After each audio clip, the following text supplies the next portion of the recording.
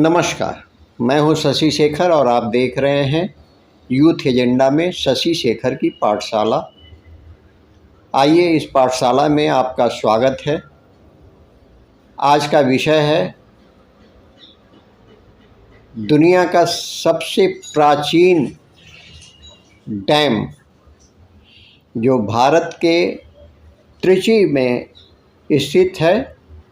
जी हाँ, कल्लनई बांध, और आज भी उपयोग में है, फंक्शनल।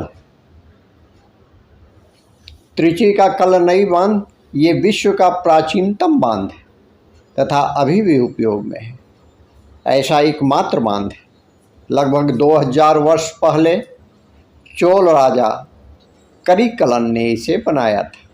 मेरी दृष्टि से कल्लनई बांध की यह विशेषता थी, किंतु पिछले दिनों जब मैंने यह कल्लनई बांध देखा तो मैं भौचक्का रह गया। मेरी कल्पना से परे था।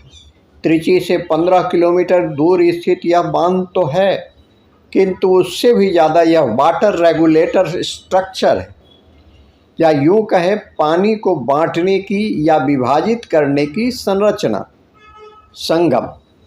हम सभी जानते हैं कि जहाँ 2-3 नदियाँ एक स्थान पर मिलती है उसे संगम कहते हैं।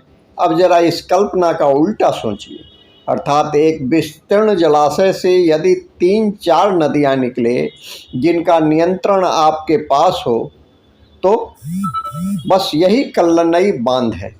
कावेरी नदी पर प्राकृतिक पद्धति से बांध बनाकर विस्तीर्ण जलाशय बनाया गया है और उसमें 4 प्रवाह निकाले गए हैं।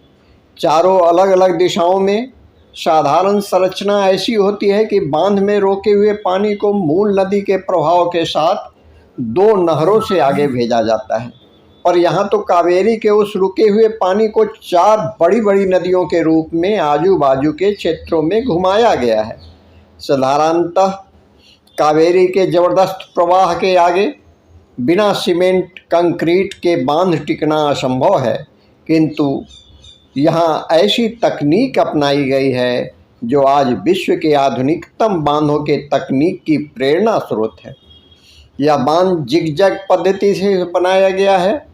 यह जिगजैग आकार का इसलिए बनाया गया है ताकि पानी के तेज बहाव से बांध की दीवारों पर पड़ने वाली फोर्स को डाइवर्ट कर उस पर दबाव को कम कर सकें। यह सब अद्भुत है, अकल्पनीय है। ये चारों प्रवाह नियंत्रित, अर्थात नदी पर 4 दिशाओं में 4 बांध बने हैं।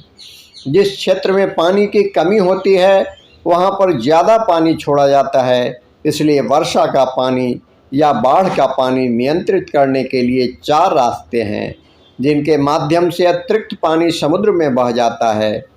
2000 वर्ष पहले सिंचाई के लिए ऐसी कल्पना करना और उसे प्रत्यक्ष में लाना, यह सब स्वप्नवत लगता है। हमारा देश यूं ही सुजलाम सुफलाम नहीं था। उसे ऐसा बनाने में, समृद्ध करने में राजा करिकलन जैसे अनेक भगीरथों का पुरुषार्थ था। कावेरी नदी को 4 प्रवाहों में बांटा गया है। इनमें कावेरी के मुख्य प्रवाह के अतिरिक्त अन्य हैं कोलिदम, अरुवेन्नारु और पृथु अरु। ये तीनों प्रवाह कावेरी जैसे ही नदियों के रूप में आगे जाकर समुद्र में मिलते हैं। पूरे भारत में इस प्रकार की दूसरी कोई रचना, कोई बांध नहीं है। अंग्रेजों ने अवश्य इसके महत्व को समझा था। वे इसे ग्रांड एनीकट कहते थे। सन 1800 के बाद जब दक्षिण भारत का बहुत बड़ा हिस्सा उनके कब्जे में आ गया, तब अंग्रेजों ने इस अभियांत्रिकी के चमत्कार का अध्ययन करने एक टीम भेजी। उस टीम के निष्कर्षों के आधार पर British engineer sir Arthur cotton ने कावेरी पर ही एक छोटा बांध बनाया जिसे स्मॉल एनीकट कहा गया। चित्रा नारायण ने इस कल्लनई बांध पर बहुत विस्तार से शोध किया है। उनके अनुसार 2000 वर्षों से कार्यरत इस इकलौते बांध की सफलता इसी में है कि प्रकृति से शक्ति या प्रभाव को, अर्थात पानी के प्रभाव को बलपूर्वक रोकने के स्थान पर इस अद्भुत अभियांत्रिकीय चमत्कार ने उसे प्रकृति के अनुसार दिशा देने का काम किया है। बांध की लंबाई 329 मीटर, चौड़ाई 20 मीटर तो ऊंचाई 5.4 मीटर अर्थात 18 फीट है।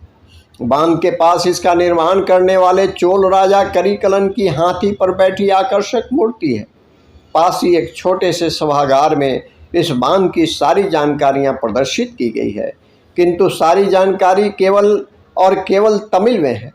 बाहर अंग्रेज अभियंता सर आर्थर कॉटन के साथ और 2 अंग्रेजों के नाम की पट्टिका लगी हुई है। इसे पढ़कर लगता है कि इसे अभियांत्रिकी के चमत्कार का निर्माण इन अंग्रेज अभियंताओं ने ही किया है। 2000 वर्ष पहले इस बांध से 69,000 एकड़ का क्षेत्रफल सिंचाई के अंतर्गत आता था। आज 10 लाख एकड़ क्षेत्रफल की सिंचाई इस बांध से व्यवस्थित हो रही है। यह पूरा क्षेत्र हरा भरा रह रहा है। जहाँ तक नजर आती है वहाँ तक बस हरे खेतों में लहलहाती फसल दिखती है। पूरे देश में विभिन्न स्थानों पर अकाल पड़ता है, किंतु इस क्षेत्र में पिछले 2000 वर्षों में कभी भी अकाल नहीं पड़ा। स्थापत्य अभियांत्रिकी का, सिंचाई विज्ञान का, जल व्यवस्थापन का इतना बड़ा जीता जागता उदाहरण हमारे सामने नहीं है, लेकिन इसके बारे में हमें किसी ने कभी बताया ही नहीं। देश के 90% से ज़्यादा स्थापत्य अभियांत्रिकी के विद्यार्थियों ने इसे नहीं देखा होगा। सिंचाई की परियोजना में काम करने वाले अभियंताओं ने भी इसके दर्शन नहीं किए होंगे, क्योंकि हमें बताया गया है कि स्थापत्य कला अभियांत्रिकी तो मुगलों की, अंग्रेजों की देन है।